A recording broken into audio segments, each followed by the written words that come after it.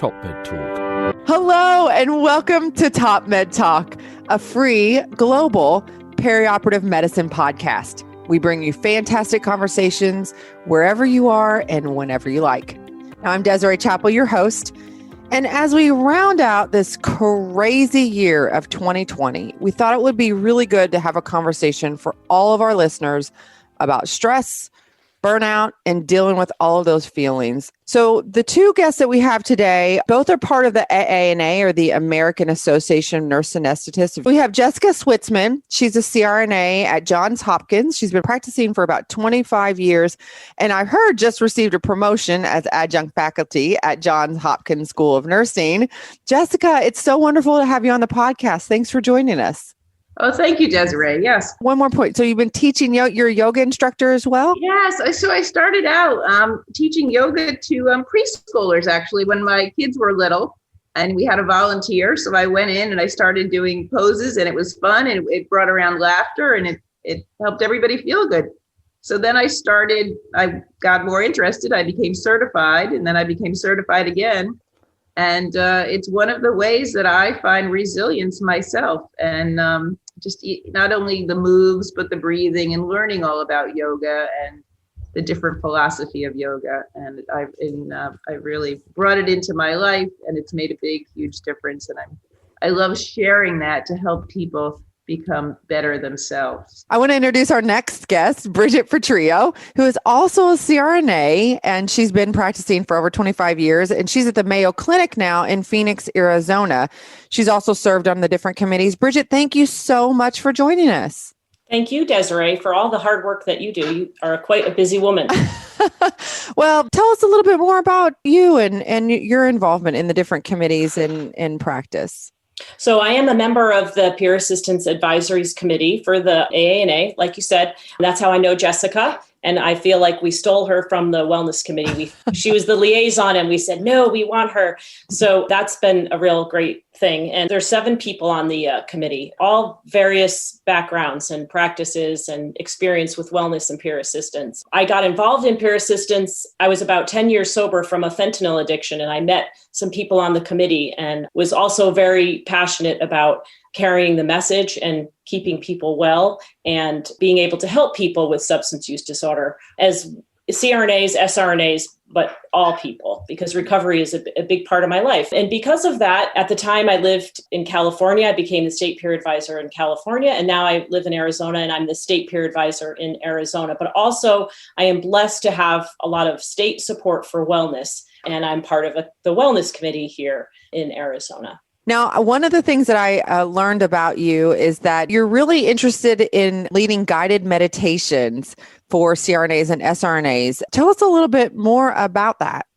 So I, like Jess has a passion for breathing and yoga, and I also am a yoga practitioner. However, especially with COVID, my yoga studio was closed or had limited classes or had outdoor classes or whatever, and I didn't feel quite comfortable. So I really focused more on the meditation piece. And right before COVID, there was a slot at the Arizona Association of Nurse Anesthetists that was open, and it was the last day of the conference in March, and it was around COVID, and they had this extra slot. So they came to me and said, hey, can you talk about something? And I said, well, I'm going to talk about meditation. So I did that. And then last week I ran a Zoom guided meditation. It was very easy to put together. I volunteer thinking, everybody's like, oh, that's great. You help other people. But, I really help myself because well, we know we're nurses. We people understand that, right? Yeah. And so the other thing that comes to mind when I think about meditation, I'd like to remind our listeners, there's all this talk in the media about, the frontline workers are superheroes. Well, I didn't feel like a superhero. No. I got furloughed. I felt guilty because I wasn't volunteering in New York where they had, the surge back then. And so I didn't feel like a superhero, but, meditation is my superpower. And I've been saying that for years. And so my message that I'd like to let people know is this is your superpower. I could talk for hours and hours about the benefits of meditation. So kind of want to dive into this conversation now about the stressors of the lives of our fellow colleagues. Walk us through, what does this time of year look like for the average healthcare provider? Historically, anytime I've worked in a variety of settings, but it seems like December, the OR cases go skyrocket. All the patients want to meet their deductible, and the surgeons want to be, consumer friendly, and they want to do that. So I always feel like we have extra cases in December. Yeah. For us, especially in Arizona, we get a surge of population. So it's busy at work, right? And then, normally there's holiday parties. This year it's very different. So we have to think outside the box. Some of us have college-age children. They're coming home, so the house is being disrupted. We have demands, our families, our parents. There might be travel involved. Anyway, so as a CRNA, it's you have extra work and all of those things and any other end of the year activities that need to be done by the end of the year. Yeah, absolutely. Well, Jessica, what about you at Johns Hopkins? I mean, that's a really well-known facility. Do you guys kind of see the same uptick in numbers? We're actually still very busy, despite there's a lot of talk about we're trying to decrease elective surgeries, get people out of the hospital. And I wanted to bring up something else besides, so there's a lot of anxiety with COVID, which increased anxiety, getting time off because we're short-staffed. So we can't get time off to be with our families sometimes. So that's very hard for a lot of healthcare professionals right now. And then also that we can't connect with our families right now. So a lot of people are feeling very isolated, even though we're doing a wonderful job, people, connecting with Zoom. Some elderly people, like I have an 85-year-old dad, he doesn't know how to, do Zoom. So he feels, isolated. And people that are working in healthcare with elder family members, they're so busy taking care of their patients, it's hard sometimes for practitioners to take care of their family. And they might also feel isolated. Like I know, especially nurse anesthetists, sometimes we spend very long hours in the operating room. Mm-hmm. So it can be and sometimes it's a dark operating room. In this type of year, during the year, it's also dark. So there's a lot of stress on nurse anesthetists and healthcare professionals at this time. So yeah. Go to work in the dark and you come home in the dark.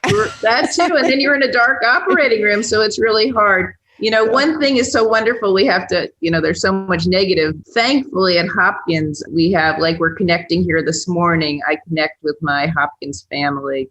And it's so nice to be in the OR and feel that support from one another, where it's just anybody that works in the OR, from the technician to the surgeon, we try to connect and work together. And that's a huge way to fight getting burnt out. Yeah. I feel like this year, for colleagues that I've been talking to, it's just a major, major stress. People are so fearful of going to work and bringing it home to their families. In the beginning, I had colleagues that they didn't touch their children. Yes. They would come in, wash off, go down to the basement. So they were isolating themselves. And then increased fear. I think people are still very, fearful, like the vaccine's here, but am I going to get this? Am I doing everything right? Not good for mental health. So, no, and it's been, like you said, it's almost like a slow boil. And, for some of us, we've been dealing with it for 11 months. And that's a really long time to deal with these things. And if a person's life was a little bit unmanageable back in January, or you had a lot of things going on, or there were different stressors, and then this hit, it's like, whoa. Like, I am very blessed. My ducks were kind of in a row, but I know people whose ducks were a little bit out of line, and then this hits, and it's fear is really, I think, where it is. And maybe because we're told we're superheroes that we're afraid to talk about our fears. And what I love about the AANA and the support that they offer is we say to CRNAs, it's okay to talk about your fear and anxiety. It's really, really okay. Let's walk through a little bit about how the AANA, the resources and some of the things that you guys are doing to help support CRNAs. Jessica, do you want to take that one? Well, we have wonderful resources. We have something very special called Support the Front. We're a Zoom meeting. We're going to do it twice a month. We're going to have different people talk about stress, resilience, opening up, sharing different resources that are available. And that's one wonderful thing. We also have on our website, we have a whole website at the AANA called COVID-19 and Well-Being. And it talks all about different ways to deal with stress, anxiety, depression, fear, all different sites. Through the AANA, we have this peer assistance. I think you might have talked about that in another Top Med Talk. Yeah. And then each state, I'm in Maryland here, so I'm a peer assistant for the state of Maryland. So I do have a phone number out there, and I just to listen to people. And Bridget's for Arizona. So we try to have each state have a person so somebody can talk. So the AANA is doing, we're educating people. And we're educating people on resilience and ways that they can just little things, how people can cope. It's really amazing. And I will say that AANA is a leader in this, like the Support the Front, in association with Rigo Garcia that you had interviewed back in 2019 in Chicago. He's the CEO of a treatment center for professionals, but he started this, and he's all volunteer. He started this Support the Front very early on. And there's resources in that Support the Front, such as, if you heard of Headspace, you could get a free premium subscription if you're a CRNA to Headspace. And that's up until 2020. So maybe they're going to extend it. But that was just so awesome, because that's a tool that I use frequently to remind me to meditate, like take 8 minutes. So, the AANA they're top notch on saying, we want our CRNAs to be well, because we know that CRNAs who are well practice well. They're just all over it. We got wellness updates via email, just like a check-in. How are you doing? Yeah. We did some Zoom things through the state, and also the AANA took care of their state peer advisors so that the state peer advisors could then take care of their states and gave them ideas, like, kind of like what I did with my Zoom. And we have a great communication system in there. So, they give you guidance, but you also have some free reign to do that. So that really impressed me. Was early on. I even was thinking, what the heck? Why are you making such a big deal about this? I'm fine. And, I got an extra couple of days off, and, I had my own blinders on and thinking that I didn't need to deal with this, which was really fear, because I didn't want to face the unknown. That was my week. We're all just human. We are all dealing with this. Even myself, I do practice, I practice yoga and breathing and stress reduction. And sometimes no matter what I do, I've still had some bad days, because we're just all human. And we have to allow ourselves to know that, okay, I'm not, I need to go to Headspace. I need to take a time out. We give our children time out. What about ourselves? So that's one of the wonderful ways is the Support the Front and the COVID well-being, there's wonderful, wonderful reminders. They have a whole list of ways to deal with stress, paying attention to your body, your feelings, which are so important, connecting with friends, all wonderful things. And then also when to ask for professional help, which is so vital. Ladies, if you had someone come to you and say, I'm really struggling right now. I'm having a lot of anxiety with work, with family, with kids, with whatever. What are some of the top things, that you want to share with them? Because, in my mind, I know, okay, I need to work out. I need to do this. I know I need to be doing that for myself. But Bridget, I'll start with you. Like, if I came to you and said that, what are some of the things that you would, say? Well, I would first say, would you consider taking a deep breath with me right now?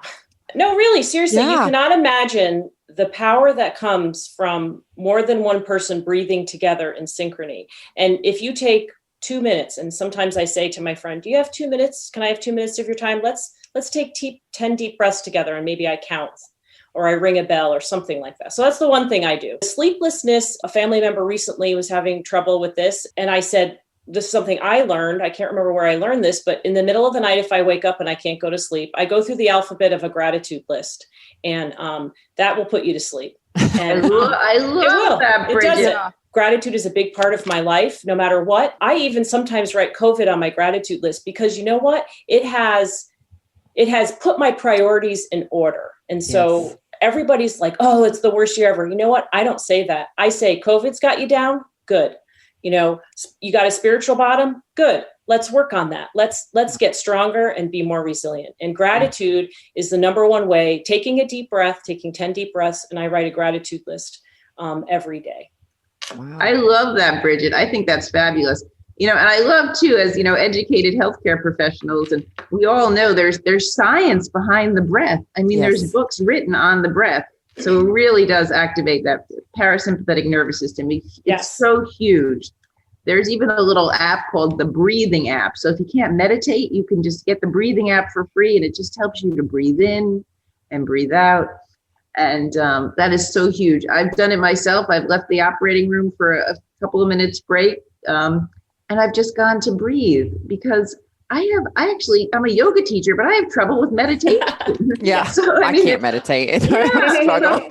and I hate when people say, "Oh, I can't do yoga because I can't stretch," or I feel guilty that I didn't exercise. And so exercise can be like walking with a friend.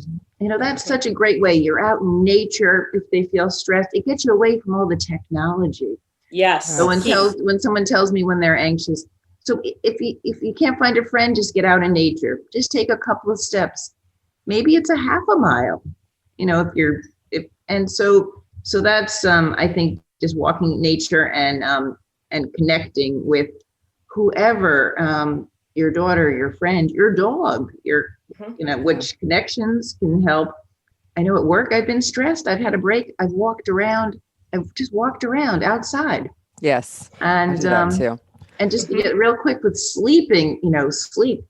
One of my favorite books is a book about why we sleep. It's from Berkeley, a scientist from Berkeley, California. I forget his exact name. Yeah. But that is the best thing we could do for our body to relieve stress and anxiety. And unfortunately, that's what we're with when we get stressed. That's what we have problems doing. I have found to try to go to bed at the same time at night and wake up at the same time. And again, get rid of all the technology. Yes. Step away from Facebook. Maybe do a crossword puzzle or a Sudoku or your favorite novel or something to clear your mind, or journaling at night just to get it out of the mind so you can rest. The breathing technique, I've started doing that with my patients. Some that have severe anxiety, and I take a couple big deep breaths with them, and it's amazing to see. I mean, it's purely anecdotal, but it's amazing to see. I mean, I've seen heart rates come down, and my heart rate comes down, and, and the whole room just kind of, everybody comes down. That's helped me a lot, actually, in my own personal practice. One point before we wrap up here, ladies, is that, Bridget, you alluded to this earlier. In our profession, we do struggle, and we've talked about this on Top Med Talk before. We struggle with substance abuse, and I think anesthesia providers have some of the highest rates of substance abuse in the healthcare profession. And so a lot of people, I've talked to more people, say they've had more wine and booze during the not holidays, but since COVID started. I mean, that's been a real kind of thing that people are using to cope. So talk to me about, some of that. Like, what do we need to do to make sure we're keeping all of that in check? And if we do think we have a problem? That's a great thing to talk about, because I do hear that alcohol sales went up, and I don't know, and food, people are gaining weight, and it pains me that we turn inside and we stuff our feelings with alcohol and food. Sometimes it's hard for us to tell on ourselves or get help for ourselves. And so what the AANA is really good at is saying, well, okay, let's take care of our colleagues. Let's look for the warning signs. And the AANA has a great resource on their website. And most importantly, the 1-800 number that's 24/7. It's manned or womaned with a live person. And that is something that's happened in the past couple of years. And we've had Peer Assistance since, 1983 or something, but now it's a 24/7 helpline, and it's confidential. And a CRNA, a family member, a member of the AANA, a non-member of the AANA, a worker, anybody can call that number and say, hey, I'm kind of concerned. I noticed, an extra wine bottle, and they're slurring their speech. They're drinking in the morning before they go to work, and whatever it might be. So that's the way to do it. Huge. Yeah. So if you know somebody that's struggling out there, or even you feel yourself struggling, it's just so vital to ask for help. And one of the best things I think that being involved, volunteering at the is the satisfaction that I've gotten just from somebody that said they've changed. Just thank you so much. You gave me that number. I helped to turn my life around. I'm such a happier person, and I didn't realize what I was doing to myself. And it's just heartbreaking. And people turn their lives around. We have a friend, Rico, who he has a treatment center now, a very, very successful treatment center in Parkdale. For all providers, not just CRNAs. Yeah, for all providers. We all need help. We're all vulnerable. We're all human beings. Yeah. Bridget and Jessica, I just want to thank you so much for everything that you both are doing for your fellow CRNAs. And like I said before, even strangers, people you don't even know. Well, thank you. Thank you, Desiree. You do a lot of work too to get the message out there. We couldn't, just think about the ripple effect of what you're doing is just very heartwarming to me. And I didn't mention because I forgot that this is all audio. So I just want to mention the 1-800 phone number. Please, I was going to ask you for that. Good. It's 1-800-654-5167, 24/7 live confidential help, 1-800-654-5167 for you or somebody that you love or don't love, or somebody that you work with, or whatever it might be. It's free.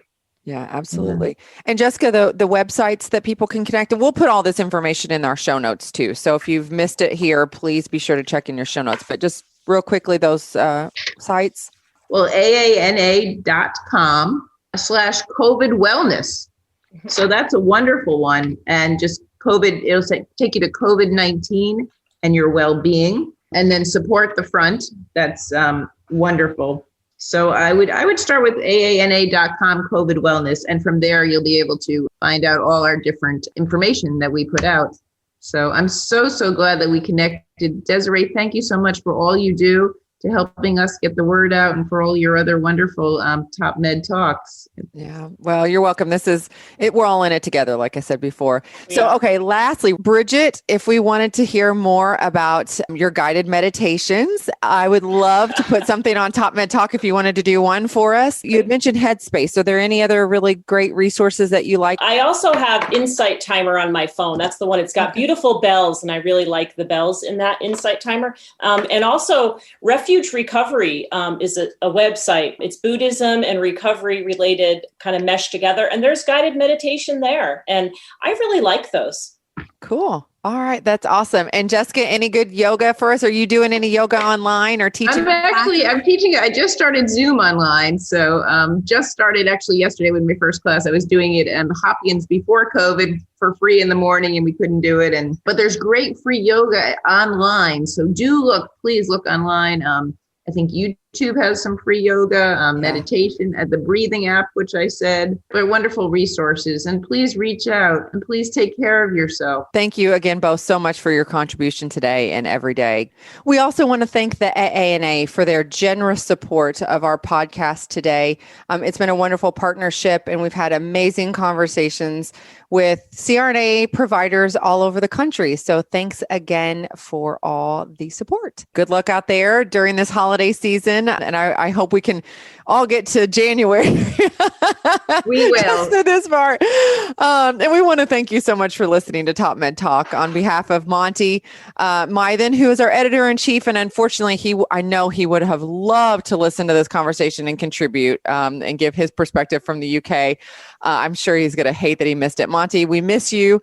But behalf of Monty, myself, and the whole Top Med Talk, we want to thank all of our frontline providers for the incredible work that you're doing right now and everything that you've been doing this entire year. We know that there's a lot of stress and anxiety happening out there because of all of it. We're here with you, and we want to say thank you.